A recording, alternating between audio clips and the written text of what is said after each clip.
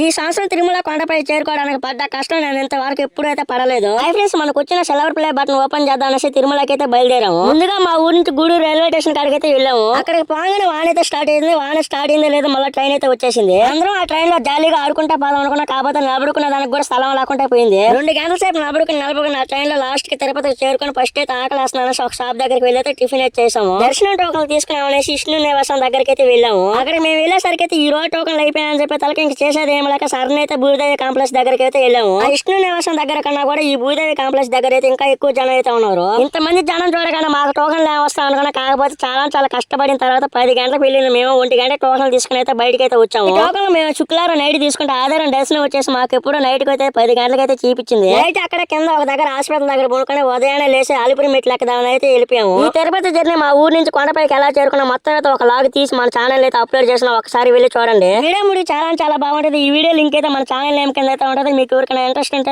ఒకసారి అయితే వెళ్ళి చూడండి. పార్ట్ 2 వీడియో అయితే త్వరలో అయితే అప్లోడ్ చేస్తాను. ఇంత లోపల మన ఛానల్ అయితే సబ్స్క్రైబ్ చేసుకోండి ఫ్రెండ్స్. Bye friends, bye.